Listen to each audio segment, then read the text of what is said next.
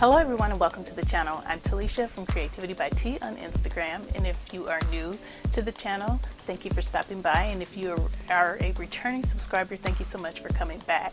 Today I am going to review McCall's 7943. Actually, I have had this pattern since it first came out, and a while back my sister-in-law had sent out save the dates because she's actually widowed and she found love again, which was awesome. And so she got married this past weekend in Augusta, Georgia, and she had sent out the save the dates, and I remembered having this pattern in my stash and thinking this would be the perfect dress because it would be nice, flowy, not clingy on my body, and it would be very, very easy to sew. And as if you've been watching any of my videos in the past, or if you've watched or looked at any of my posts on Instagram, you know that for me right now, with having the two babies, time is everything. And this actually was the perfect pattern, and it turned out really well. So this here is the pattern. And I made View D, which is the blue dress, in the bottom corner here. I actually had two patterns in mind, but this one won, and I will tell you why. The other pattern that I had, I'll put that in the screen. I believe it was McCall's 7405. And the reason why I decided to go with this pattern is because of the neckband. I really like the neckband. And I made a faux dress when I was pregnant that had a very similar neckband. I believe it was wider, but it looked classier to me than the other choice. The reason why I say this dress was easy to make is because there were only a few pattern pieces that you had to cut out, and they were only straight seams that you had to sew. So there was a front piece, a back piece, and the neckband. It was really that simple.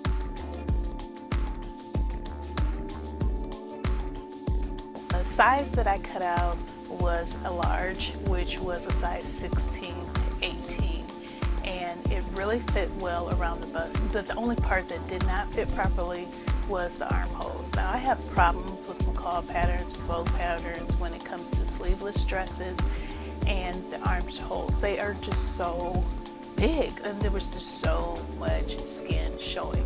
So I had to take it in by like 2.5 inches on each side, which I was not happy about because my finishings were perfect. They were pretty. The dress draped well. After I made that adjustment, it did not drape the same for, like, I don't know, in that area. I would say it did not drape the same in that area that I had to make the adjustment. But then once the normal seams started to show, it did drape the same. I just really don't like to alter patterns. I like them to turn out perfect, which I'm sure we all do, but if it doesn't fit right, it doesn't fit right. So in the future, I just need to make note to, you know, put that up to my arm and make sure it's not going to be too much showing. That way I can adjust it before actually cutting out the fabric, and that is something that I have a bad habit of doing, is just going ahead and going for it.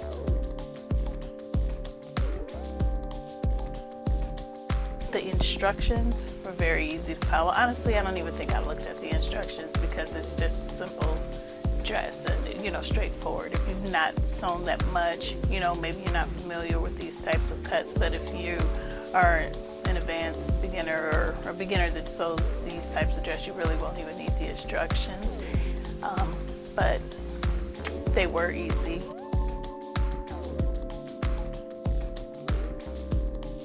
The dress did look like the pattern. Again, I made View D, but I also made the belt because I didn't want it to just be completely free flowing. I wanted some type of accessories that matched along with it.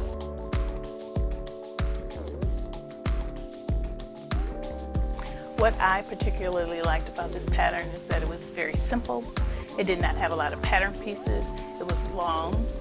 It was flowy, and I love the gathers at the neckline.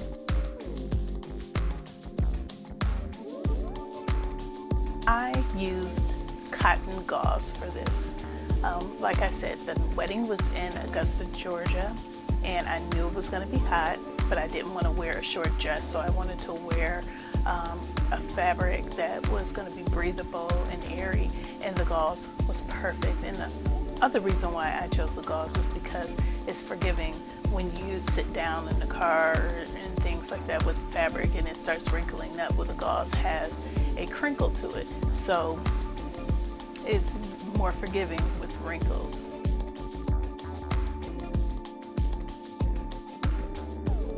I would definitely sew this pattern again, but I would sew it in a different view, like A or B, because that's something that you can wear on a regular. I, in the future, want to start sewing more for everyday clothing because the majority of my sewing is occasion based, and in particular like this for this wedding or for vacation and things like that. But I do want to have more garments in my closet that I make for everyday regular use. So yes, definitely would sew that again, but in a different view so that I could wear that on a regular basis. And I actually think I may cut the bottom of this dress off and turn it into one of those views. I would definitely recommend this for others. Again, no zippers, no buttons, straight seams, only a few pattern pieces. You can't beat it if you want something that's very simple to sew. Also, this pattern I would recommend to anyone who sews for wedding parties. So my sister-in-law did not have any females other than her stepdaughter, her new stepdaughter, in her wedding.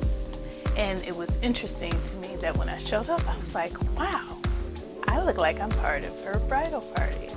And her colors were lavender, silver, and white. And I mean, the lavender color of this fabric just matched perfectly with her pictures. And so I thought that was pretty neat. And again, even though it's so simple, it would definitely work to use as bridal party dresses, and it doesn't take much time. I actually caught the gauze on a very good sale, so it was cheap, it was pretty, it was simple, and it did the job. Thank you for stopping by. I hope you enjoyed this review. If you like these type of videos and enjoy my video, go ahead and subscribe below and go ahead and hit the like button. And also, if you want to see more pictures, go ahead over to my blog at www.creativiteebyt.com, and I will also link that in the description bar below, and you can go ahead and visit the blog to see more pictures. Again, thank you so much for stopping by.